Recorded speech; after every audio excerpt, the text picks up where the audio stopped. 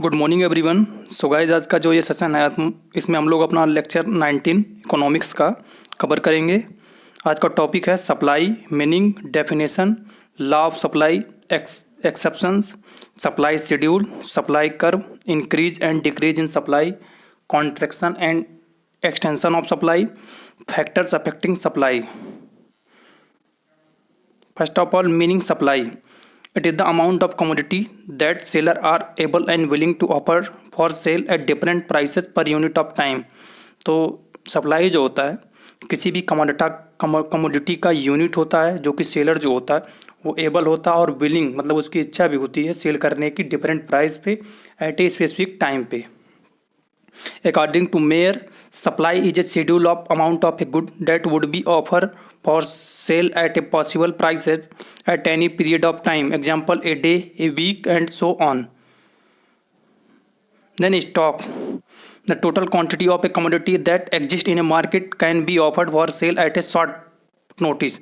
तो जो स्टॉक क्या होता है, टोटल क्वांटिटी होती है कमोडिटी की जो एग्जिस्ट करती है मार्केट में और ऑफर्ड की जाती है एज ए शॉर्ट नोटिस में किसी भी मार्केट में। Then difference between supply and stock.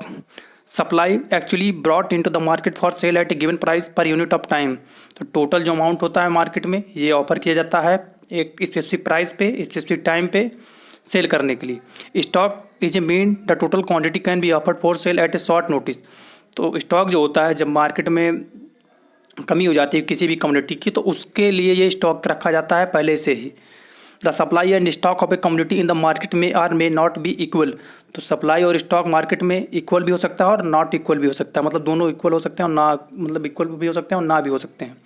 Vegetable equal होता है, ड्यूरेबल अनइक्वल होता है। एग्जाम्पल इसका है if price is greater than cost of production without the entire or a part of stock.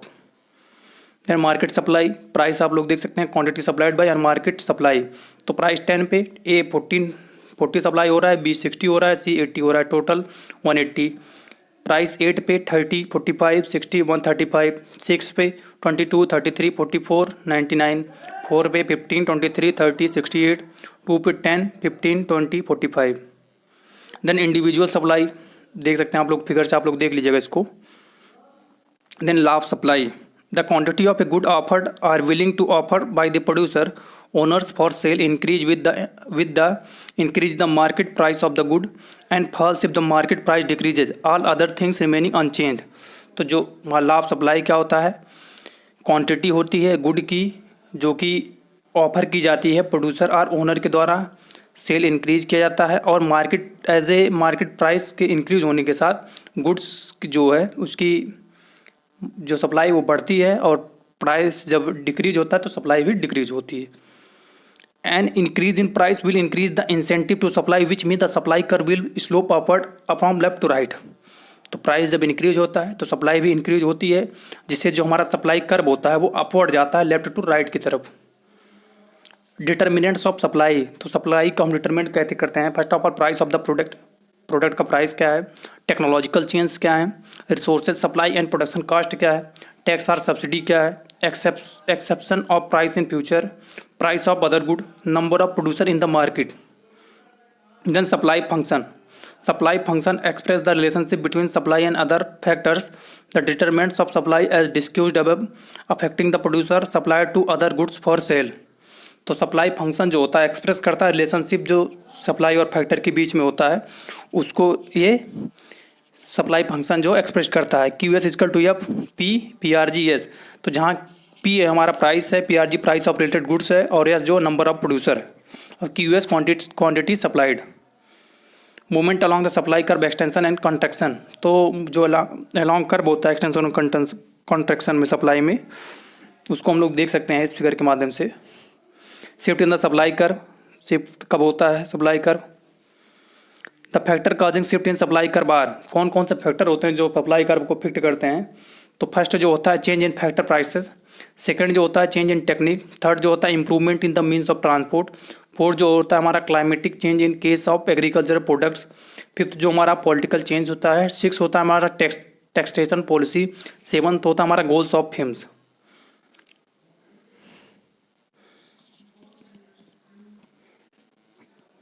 Then elasticity of supply, the responsiveness और sensitiveness of supply to the change in the price of the good. तो elasticity क्या होता है, response होता है या sensitiveness होता है सप्लाई का, प्राइस के चेंज होने पर डायरेक्टली उसी पे इफेक्ट पड़ता है। Then the extent to which quantity supply of a community change with the given change in the price refer to elasticity of supply. तो जो क्वांटिटी सप्लाई की कम्युनिटी की चेंज होती है गिवन प्राइस पे, उसी को हम लोग इलास्टिसिटी ऑफ सप्लाई बोलते हैं। Elasticity of supply ES equal to percentage change in quantity supply oblique percentage change in price, delta Q by Q delta P by P। 5 degree of elasticity of supply, 5 degree कौन कौन सी होती हैं, perfectly elastic supply होता है, perfect inelastic supply होता है, unit elastic supply होता है, इलास्टिक सप्लाई होता है, इनइलास्टिक सप्लाई होता है। Then elastic supply, elastic supply जो होता है इसमें जो हमारा EP होता है वो इनफाइनाइट होता है और इसमें पैरेलल टू Y एक्सिस जाता है। देन इन इलास्टिक सप्लाई में EP 0 होता है जिसमें हमारा पैरेलल टू X एक्सिस जाता है हमारा curve. Then unit elastic supply में हमारा जो ES होता है equal to elasticity of supply 1 होता है और हमारा स्ट्रेट जाता है जो हमारा curve. Then determinant of price elasticity of supply, first हमारा टाइम पीरियड होता है और सेकंड हमारा एबिलिटी टू स्टोर आउटपुट होता है, थर्ड हमारा फैक्टर मोबिलिटी होता है, फोर्थ हमारा change in marginal cost of production होता है, फिफ्थ हमारा एक्सेस सप्लाई होता है, six availability of infrastructure facility होती है, सेवन्थ हमारा एग्रीकल्चरल और इंडस्ट्रियल प्रोडक्ट सीजनलिटी होता है। सो गाइस एंड हुआ है हमारा सेशन। मार्केट इक्विलिब्रियम क्या होता है, जिसमें हमारी quantity demanded equal to quantity supply होती है, उसी को हम लोग मार्केट इक्विलिब्रियम बोलते हैं। At the point where both demand and supply curve intersect, तो एक पॉइंट होता है जहाँ पे डिमांड और सप्लाई के जो कर्व होते हैं वो एक दूसरे को इंटरसेक्ट करते हैं। देन मार्केट इनइक्विलिब्रियम क्या होता है, जिसमें क्वांटिटी डिमांडेड जो हो तो ग्रेटर हो जाती है क्वांटिटी सप्लाई, तो इसे कंडीशन शॉर्टेज कंडीशन बोलते हैं। देन हमारा क्वांटिटी डिमांडेड जो हमारा लेस होता है क्वांटिटी सप्लाई तो कंडीशन ऑफ सरप्लस बोलते हैं।